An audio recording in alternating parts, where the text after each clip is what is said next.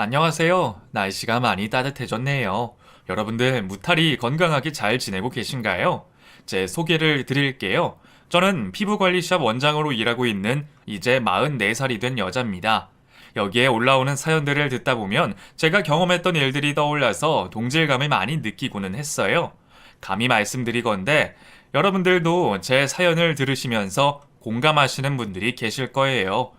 결혼은 일륜지대사라고 하잖아요.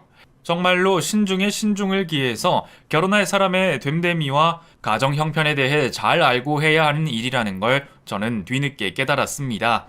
저는 파도에 휩쓸리는 듯이 남들 하니까 해야 한다고 생각해서 결혼을 하고 크게 낙담한 경험을 가지고 있어요. 지금은 그때 상처는 거의 다 잊기는 했어요. 제 하나뿐인 딸을 결혼했던 덕분에 키울 수 있게 되어서 감사하게 여기면서 살고 있습니다. 이곳에서 사연을 듣기만 하다가 제가 지금처럼 이렇게 겸허히 받아들이기까지 순탄하지만은 않았던 제 이야기를 여러분에게 털어놓고 싶어졌습니다. 그럼 제 이야기 시작해 볼게요. 우선 저는 어릴 때 경기도 중에서도 농사를 짓는 동네에서 살았어요.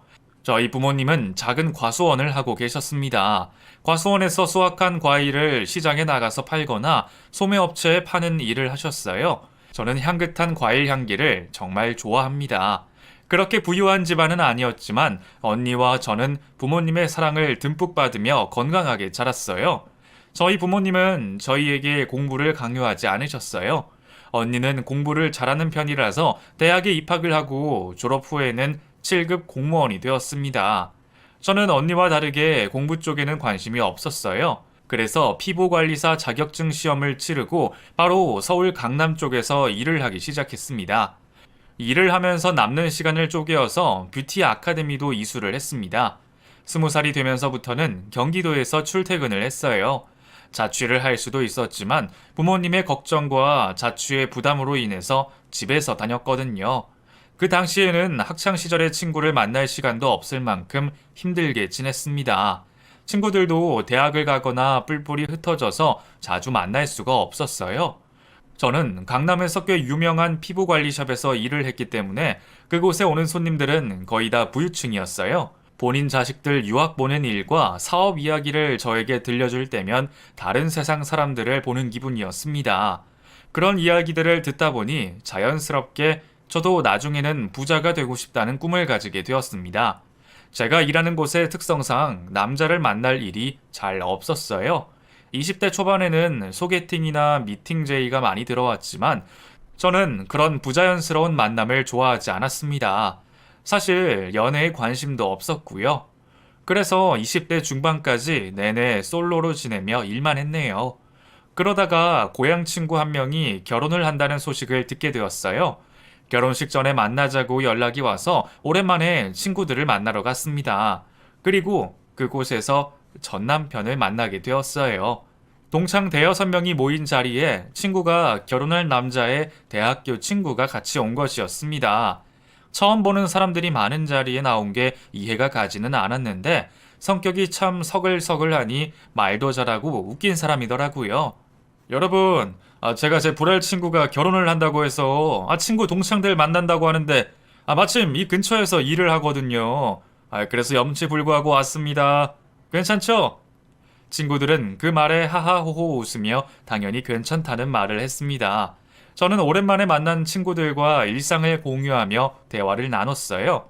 다들 대학도 졸업하고 직장을 구해서 일을 하고 있더라고요. 야간 자율 학습 땡땡이 치다가 걸려서 선생님한테 혼이 났던 게 엊그제 같은데 언제 이렇게 다들 사회인이 되고 결혼까지 하나 싶어서 저는 참 기분이 이상해졌습니다.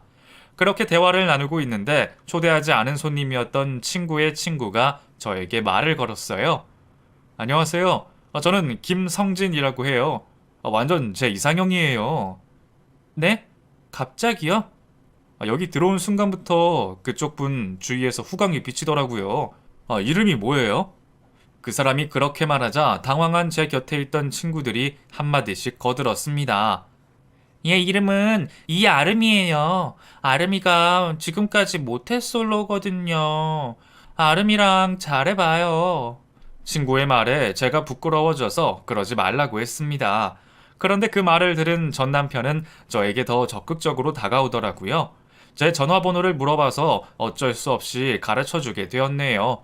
알고 보니 제가 다니던 피부관리샵과 20분 거리의 회사에 다니고 있더라고요.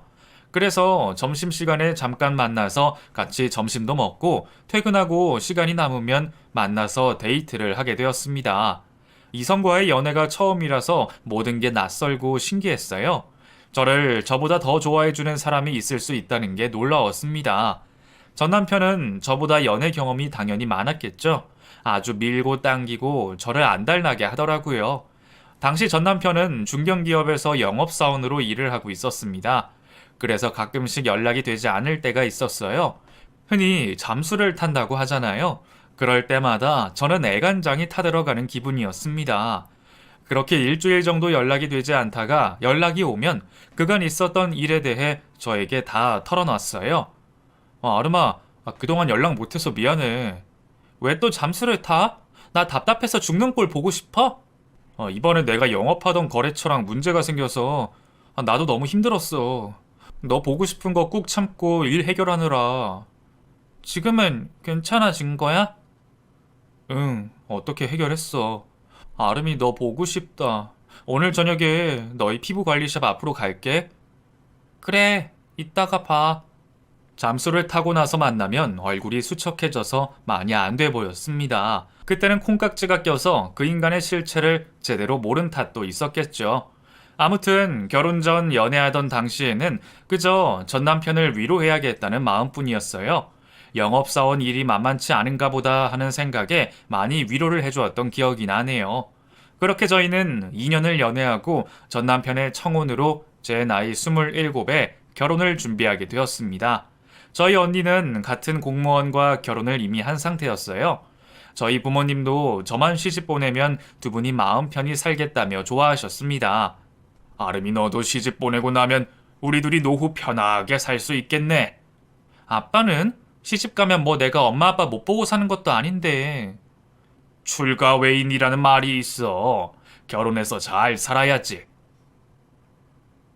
요즘 그런 게 어딨어요. 나 결혼해도 엄마 아빠 자주 만나러 올 거야.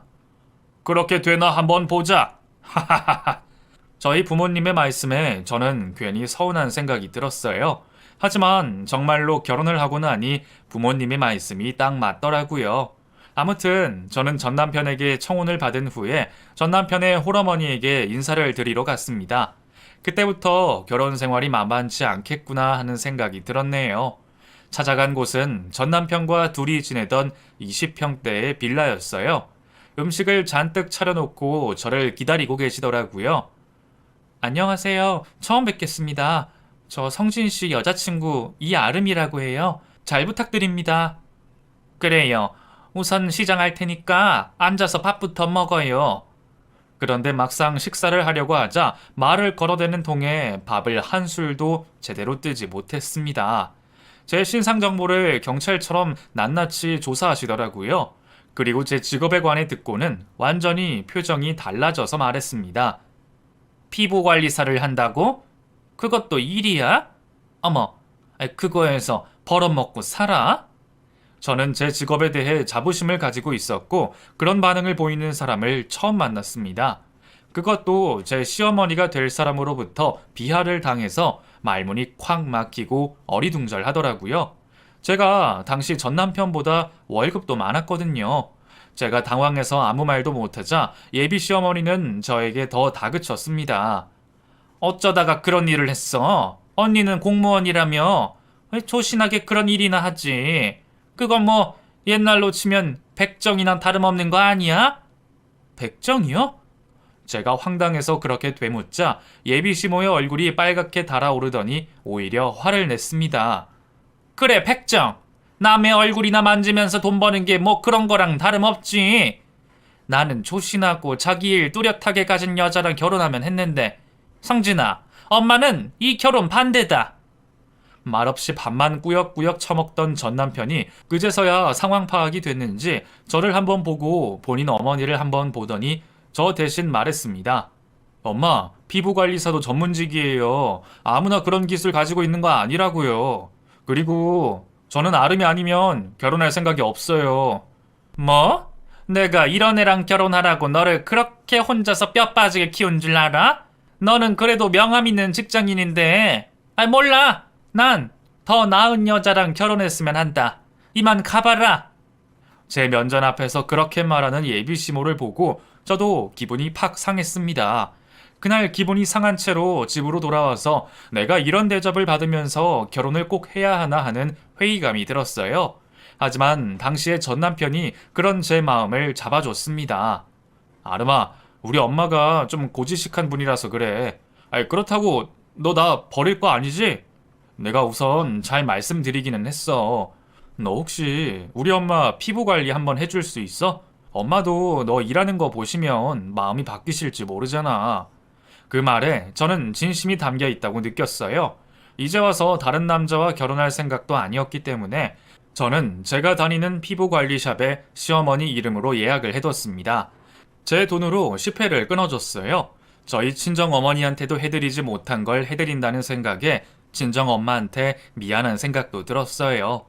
물론 집에서는 해드렸지만 샵에서 정식으로 해드린 적은 없거든요.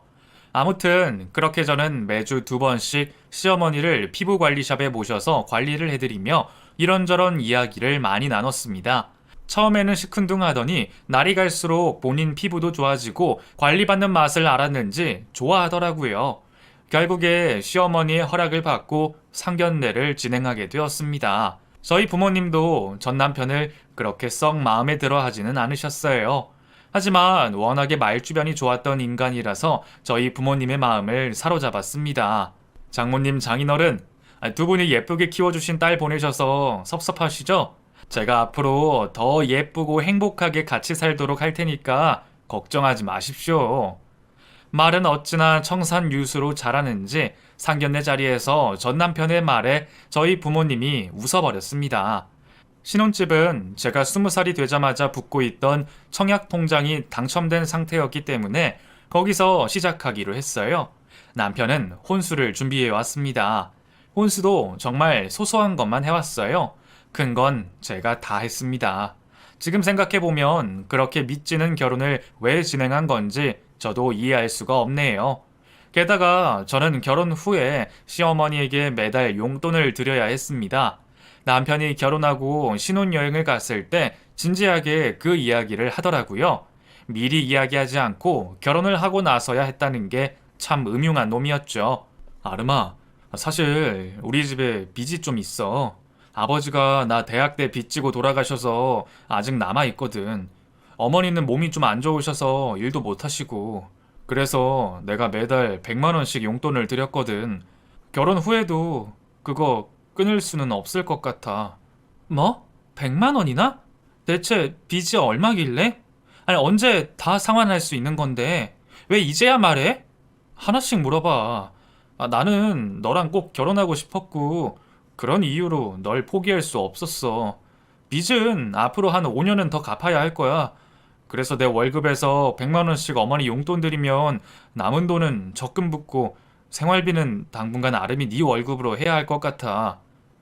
당신 월급 200 조금 넘는데 거의 반을 어머니 드리면 적금은 얼마나 부으려고? 남은 돈 다 적금 부어야지. 우리 아이도 낳아야 하니까. 저는 진지하게 고민을 했고 어차피 결혼도 했고 그 사람이 미래 계획을 이야기하는 것에 대해 긍정적으로 생각했어요. 그래서 그러자고 말해버렸습니다. 결혼을 한 이후에 남편은 더 일 때문에 바쁘게 지냈어요. 야근도 많고 영업하는 일이라서 그런지 술을 마시고 들어오는 날도 많았습니다. 그 와중에도 저는 임신을 하게 되었네요. 임신을 하고 초반에는 입덧 때문에 잘 먹지 못해서 오히려 살이 빠질 정도였어요. 저희 친정엄마가 해주시는 음식을 먹을 수가 없었습니다. 그래도 임신 중반이 넘어가고 나서는 입덧이 덜해져서 음식을 잘 먹을 수 있었어요. 저는 임신 9개월 차가 되었을 때 제가 다니던 피부관리샵에서 임신 휴가를 썼습니다. 저를 찾는 고객분들이 많아서 저는 아이를 낳고 나면 바로 일선에 복귀할 예정이었어요. 그렇게 집에서 지내고 있는데 남편이 어느 날부터 아침에 출근을 할 생각을 하지 않더라고요. 당신 오늘 출근 안 해? 얼른 일어나서 준비해. 밥 차려 놓을게. 그게 아르마. 왜? 나 사실 회사에서 잘렸어. 뭐? 회사에서 잘려? 언제? 2달 됐어. 금방 다른 회사로 이직할 수 있을 줄 알았는데 어렵네. 왜? 잘 다니던 회사를 왜 잘려? 그게 내가 꼼수를 부리는 바람에. 들어보니 남편은 본인이 다니던 회사에서 영업을 하면서 더 돈을 남겨서 회사 모르게 꿀꺽한 모양이더라고요. 그걸 알아챈 회사가 경찰에 신고를 한 해 만에 했는데 그래도 다행인지 신고를 하면 회사에도 타격이 있을 거라고 생각해서 남편만 잘라버렸다고 했습니다. 아마도 그 회사에서 그런 짓을 하고 다닌 게 다른 회사들에게도 소문이 났겠죠. 그러니 일을 구하기 쉽지 않았던 겁니다. 참 한심하고 어이가 없었어요. 아니 대체 왜 그런 짓을 했어? 그렇게 남긴 돈은 어떻게 했는데? 제 다그침에 남편이 눈물을 떨구며 말했습니다. 어머니가 너무 힘들어하셔서 어머니 다 드렸어. 내가 뒤로 딴짓하려고 돈 공쳐둔 건 하나도 없어. 믿어줘. 하, 정말 이해할 수가 없네. 그래서 말인데 아르마, 어머니한테 매달 드리는 용돈 있잖아. 나 일 구하기 전까지 네가 드리면 안 될까? 나도 지금 회사 쉬고 있는데 그 돈을 어떻게 드려? 너 모아둔 돈 있잖아. 조금만 부탁할게.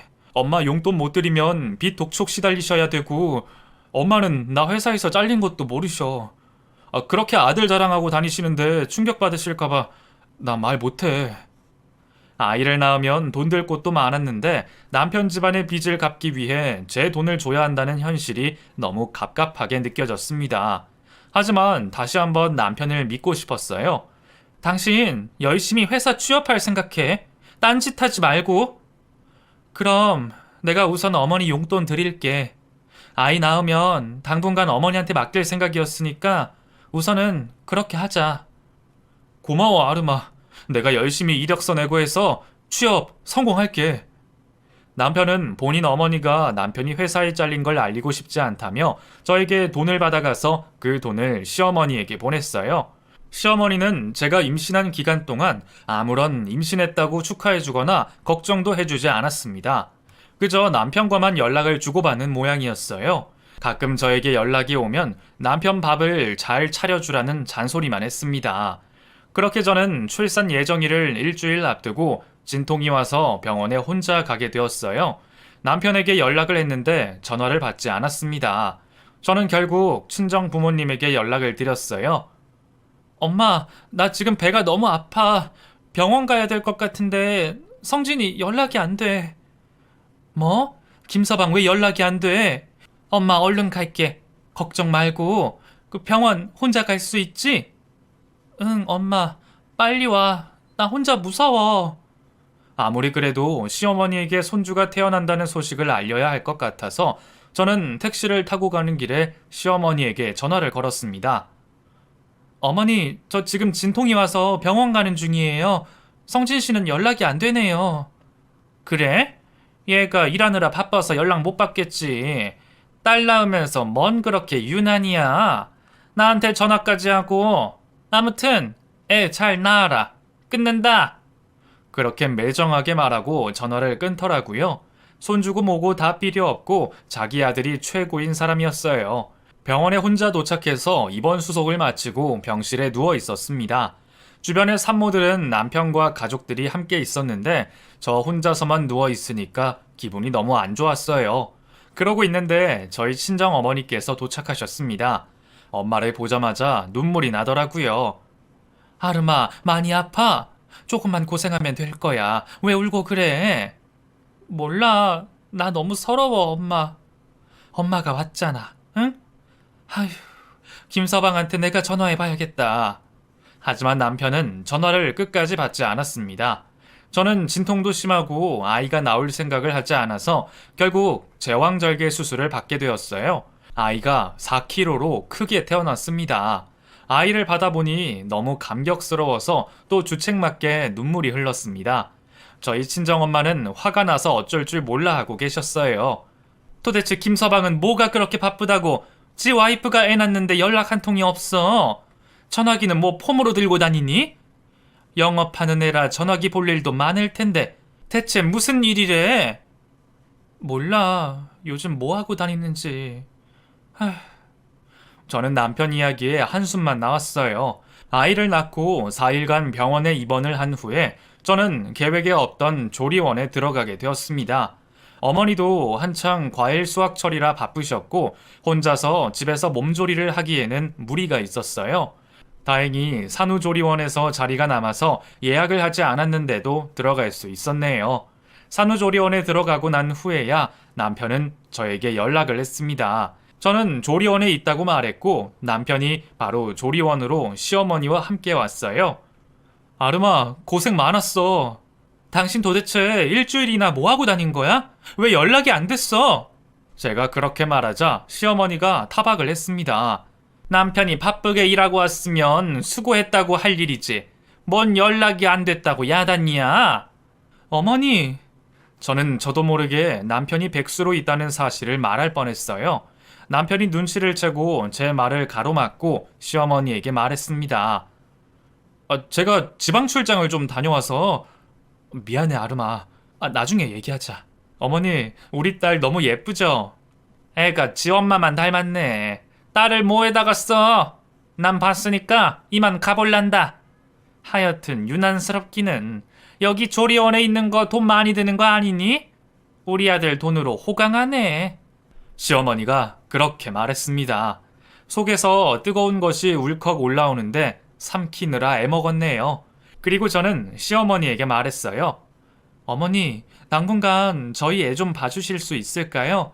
제가 조리원 나가면 바로 다시 일하러 나가야 해서요. 뭐? 나더러 애를 보라고? 애 보는 게 얼마나 힘든 줄 몰라서 그래? 아직 갓난아이고 마땅히 맡길 곳이 없어서 그래요. 한 달만이라도 좀 봐주시면 좋겠어요. 그런 건 친정엄마가 하는 거 아니냐? 아휴, 그 꼴난 과수원 한다고 바쁜 모양이네. 제 말을 싸그리 무시하고 못된 말만 내뱉던 시어머니는 남편이 부탁을 드리자 바로 그러마 하고 대답을 하더라고요. 우리 아들 부탁이니까 어쩔 수 없지. 내가 힘들긴 해도 한 달은 봐줄게. 대신 너도 나한테 돈 보내라. 네? 100만 원씩 드리잖아요, 어머니. 그건 우리 아들이 주는 돈이고 애 봐주니까 그 값을 치러야 할 거 아니야. 100만 원 더 줘. 아들이 드린다고 알고 있는 돈도 제가 드리고 있던 것인데 거기에 100만 원을 더 달라고 하면 저는 200만 원을 시어머니에게 드려야 하는 것이었습니다. 그래도 우선은 아이를 시어머니가 봐줘야 했기 때문에 알겠다고 말했어요.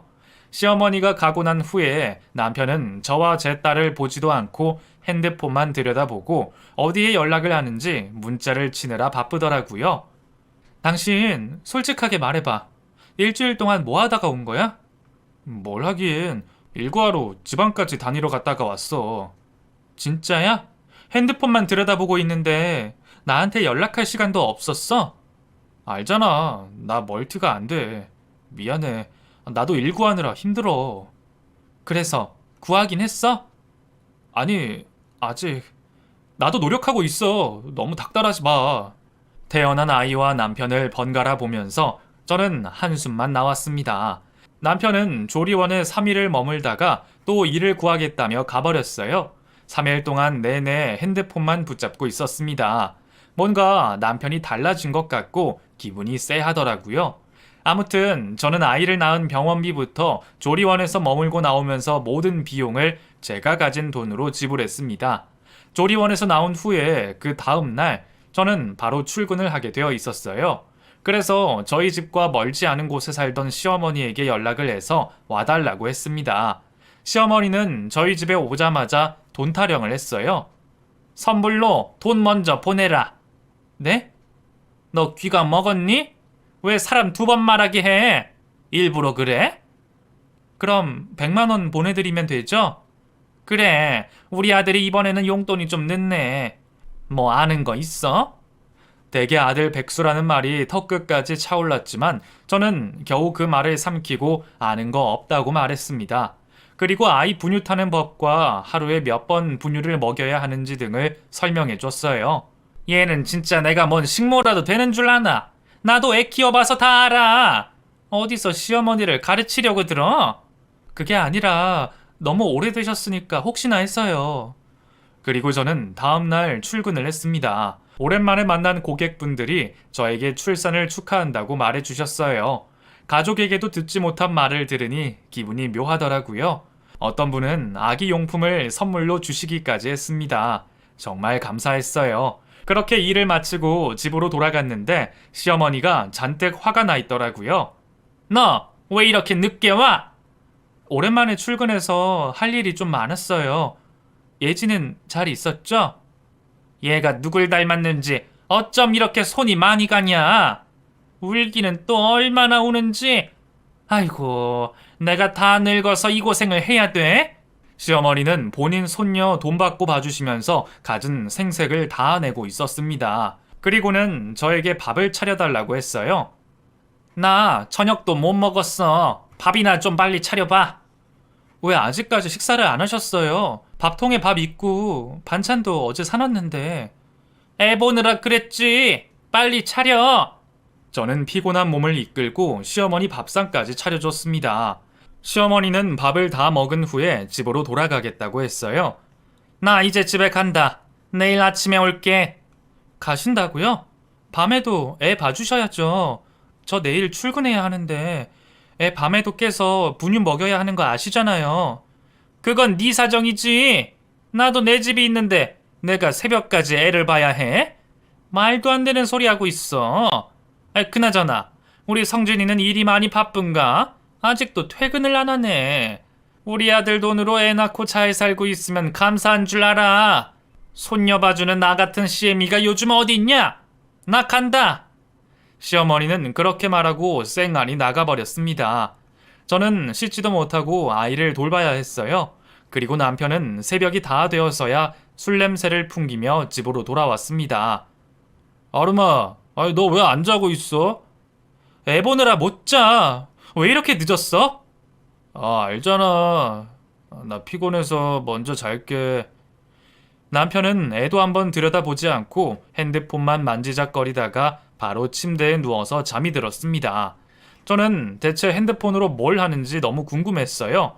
그래서 남편의 핸드폰을 열어봤습니다. 무슨 깡인지 비번도 걸어두지 않았더라고요. 남편의 핸드폰에는 수많은 여자들로부터 메시지가 와 있었어요. 이 여자들이 대체 누군가 싶어서 핸드폰을 살폈더니 데이팅 어플이라고 하죠. 주로 미혼 남녀들이 데이트할 사람을 물색해서 마음에 들면 서로 연락을 주고받다가 만나기도 하는 그런 핸드폰 어플이요. 그게 여러 개 깔려 있더라고요. 정말 충격적이었습니다. 일을 구하러 다니는 게 아니라 여자를 구하러 다녔던 모양이었어요. 핸드폰을 쥔 손이 벌벌 떨렸습니다. 하지만 저는 남편이 제가 임신한 기간 동안 일도 하지 않고 수많은 여자와 바람을 피운 증거들을 다 수집해서 제 메일로 보내두었어요. 당시에 남편에 대한 원망보다는 이런 인간과 결혼을 한 제 자신에 대한 자책감이 더 컸습니다. 하지만 아이를 보면서 저는 그 마음을 꾹 눌러 참았어요. 저는 이혼 소송을 해야겠다는 마음을 먹었습니다.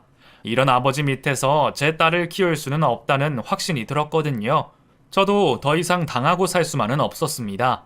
다음날 저는 일을 하러 가서 점심시간 동안 미리 연락해둔 이혼 전문 변호사 사무실로 찾아가서 제가 수집한 증거들을 주고 이혼 소송을 하겠다고 말했어요. 그렇게 변호사를 선임한 후에 저는 저녁까지 일을 마치고 집으로 돌아갔습니다. 집에 도착하자 시어머니가 또 도끼 눈을 뜨며 저를 보고 있었어요. 너는 지금 시간이 몇 시냐? 7시네요. 제 시간에 퇴근한 건데 왜 그러세요?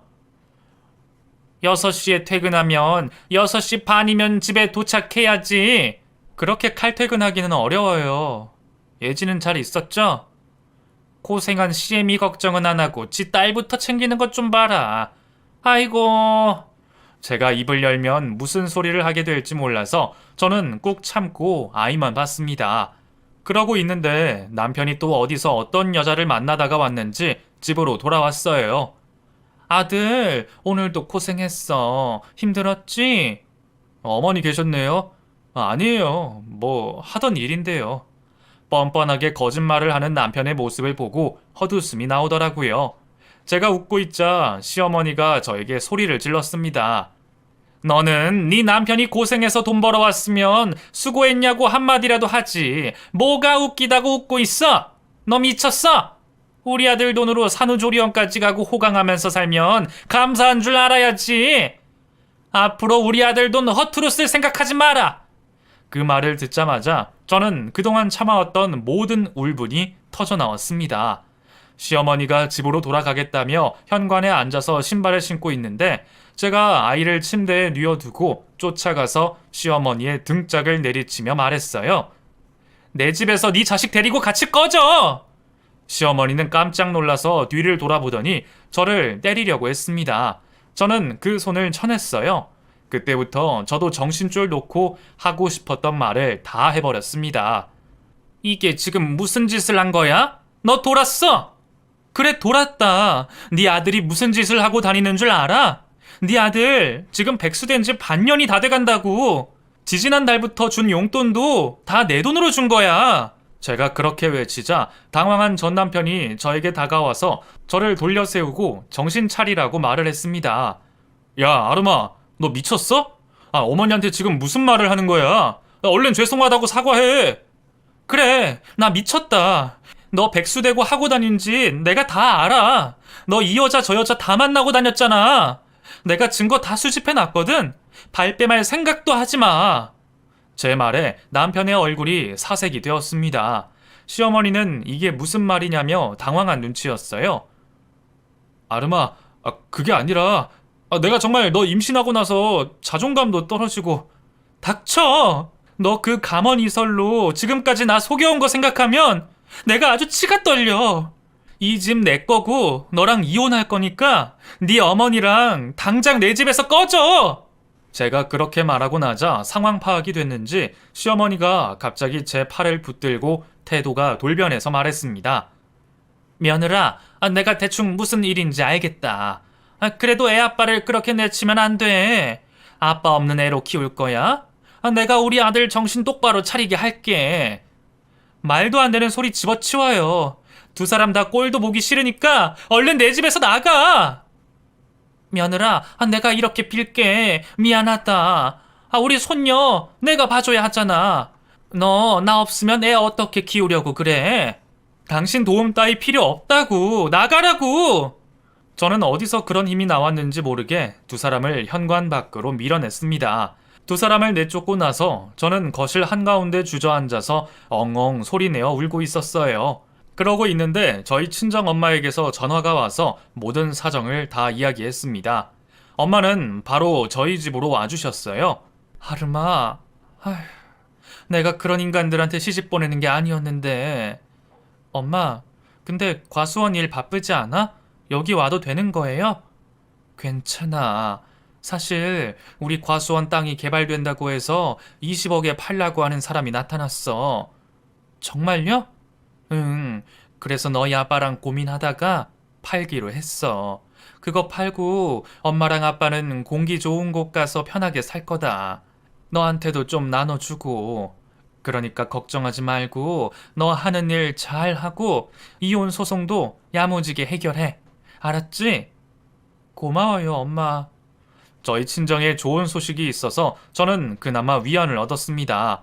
그리고 그 다음 날부터 저희 집에 친정 엄마가 머무시면서 제 딸을 키워주셨어요. 이혼 소송을 하면서 전 남편과 시어머니는 몇 번이나 저희 집에 찾아와서 무릎까지 꿇어가며 소송을 취하해달라고 말했지만 저는 절대 그럴 생각이 없었습니다.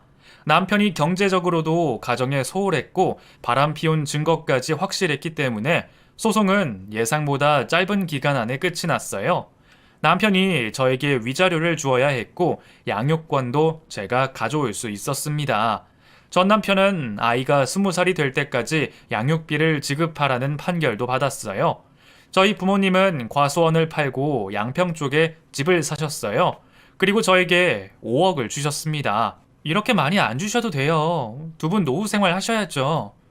우리 돈 많아. 너 혼자 애 키우려면 고생할 텐데. 너 피부관리샵 차리는 게 꿈이었잖니. 이 돈으로 네 꿈 이루고 애 잘 키우면서 살아. 저는 제 딸이 3살이 되기까지 저희 어머니의 도움을 많이 받았습니다. 그래서 제 이름으로 된 피부 관리를 포함한 뷰티샵을 차릴 수 있었어요. 저에게 관리를 받던 고객분들은 제가 피부 관리샵을 차렸다는 사실을 알고 저희 샵의 단골 고객님이 되어주셨습니다. 단골 고객분들이 본인 지인분들도 모시고 오셔서 덕분에 쉽게 자리를 잡을 수 있었어요. 지금은 처음 차렸던 곳보다 더 큰 곳으로 이전해서 직원도 많이 두며 편하게 일을 하고 있습니다. 제 딸은 이제 중학생이 되었어요.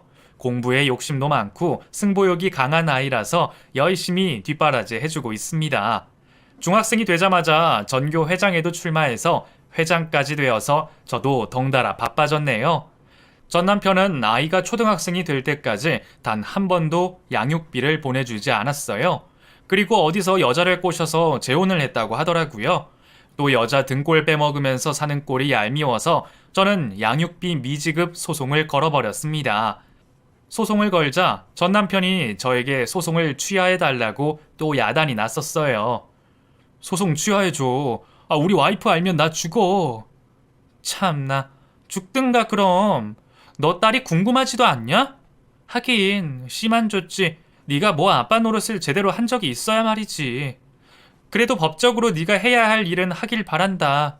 양육비 앞으로 따박따박 지급해. 소송은 취하 안 할 거야. 안 그러면 너 애 20살 될 때까지 돈 안 줄 거잖아. 아름아, 나 식당에서 아르바이트 하면서 근근히 살아. 어머니 빚도 아직 다 못 갚았고. 좀만 이해해줘라. 이해? 그만큼 이해해줬으면 됐지. 구질구질한 소리는 네 엄마랑 해. 아무튼 양육비 보내려면 더 열심히 해야겠네. 수고해라. 그렇게 연락을 끊고 소송을 계속 진행해서 저는 결국 미지급받은 양육비도 받을 수 있었고 현재까지 매달 따박따박 양육비를 받고 있습니다. 그딴 돈 안 받아도 그만이지만 저는 끝까지 받아낼 생각입니다. 첫 연애와 결혼을 그런 쓰레기 같은 놈과 해버리는 바람에 다시는 남자를 만날 생각을 하지 않고 살고 있어요. 제가 다행히 경제적인 능력도 되기 때문에 제 딸아이는 하고 싶은 일 마음껏 펼치면서 살 수 있게 해주고 싶습니다. 딸이 부디 본인이 정말로 원하는 일을 찾기를 바랄 뿐이에요. 딸이 초등학교 때는 왜 자기만 아버지가 없냐고 물었던 적도 있습니다. 그때 마음이 아팠지만 저는 딸이 이해할 수 있게끔 솔직하게 이야기를 해줬어요. 그 이후로는 아버지에 관한 이야기를 단 한 번도 하지 않습니다.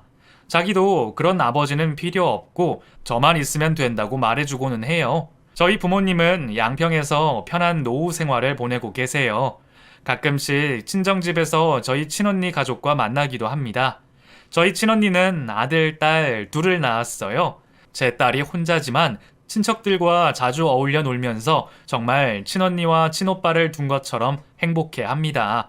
오랜만에 가슴속에 묻어두고 살았던 옛 기억을 꺼내놓으니까 감회가 새롭네요.